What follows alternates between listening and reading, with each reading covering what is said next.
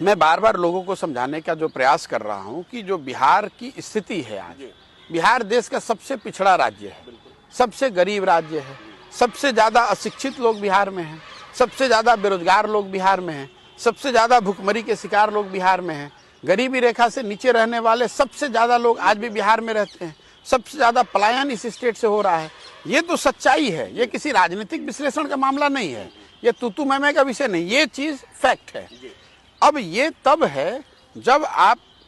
15 साल से सरकार चला रहे हैं, तो आप दावे जो करें,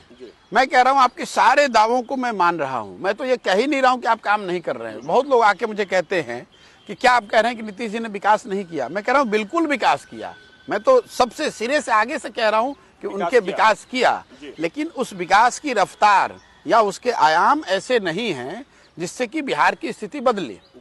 जैसे मान लीजिए लालू जी जिस दिन सरकार में आए से 1990 में, प्रति व्यक्ति आय के हिसाब से बिहार की जो स्थिति थी देश में वो 28वें नंबर की थी, मतलब देश में सबसे निचले पायदान पर थे। जिस दिन नीतीश जी सरकार में आए 2004 में, प्रति व्यक्ति आय के हिसाब से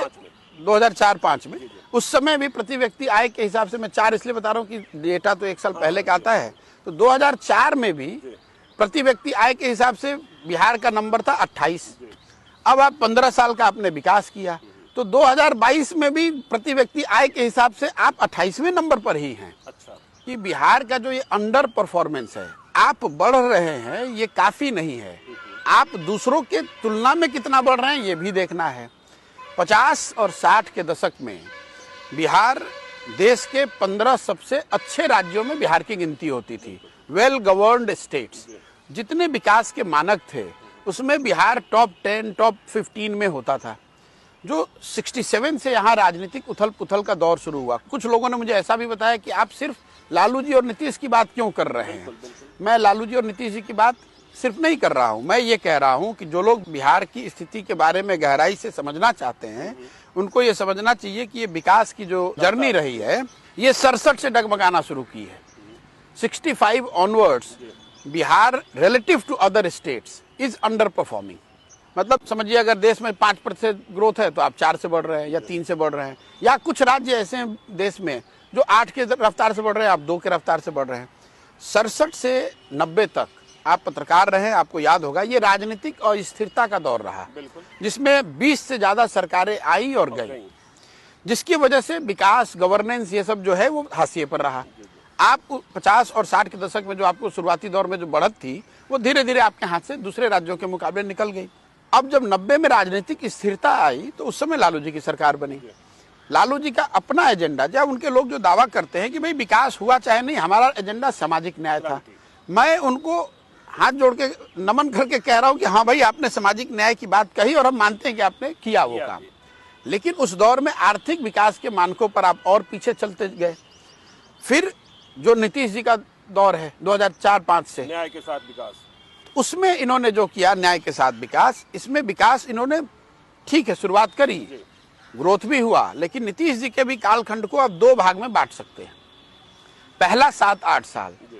जिसमें कि पूरा का पूरा सरकार और राजनीतिक जो व्यवस्था थी उसकी पूरी फोकस सिर्फ और सिर्फ विकास था। जो पहले 5 साल इन लोगों ने किया 2005 से 10, उसके परिणाम में उनको एक बड़ी बहुमत 2010 में मिली, और उसी से फिर परेशानी शुरू हुई, क्योंकि उससे फिर आकांक्षाएं जो है वो बढ़ गई। जो 2 दल साथ में काम कर रहे थे उनकी आकांक्षाएं हो गई कि भाई मैं बड़ा कि आप बड़े, मैं क्यों नहीं आप क्यों, और सिर्फ बिहार क्यों, देश क्यों नहीं। उसका परिणाम ये हुआ कि राजनीतिक अस्थिरता का दौर फिर से शुरू हो गया 2012-13 से। आपने देखा भाजपा और नीतीश जी जो साथ में सरकार चला रहे थे वो अलग अलग हुए, फिर नीतीश जी ने अपने अकेले पे सरकार चलाई, फिर वो जब 14 में हार हुई तो उन्होंने मांझी जी को बना दिया कुछ समय के लिए, फिर मांझी जी को हटाकर खुद बने, फिर एक महागठबंधन हुआ, फिर 1.5 साल का महागठबंधन के बाद उन्होंने वापस फिर एनडीए में जाने का फैसला किया। अब ये जो सारी स्थिति है, फिर विकास कहीं पीछे नहीं, रुक नहीं गया, वो पीछे चला गया। और प्रायोरिटी ये है कि कौन सा राजनीतिक समीकरण बनाएं और कैसे उसको होल्ड करें ताकि हम सत्ता में बने रहें।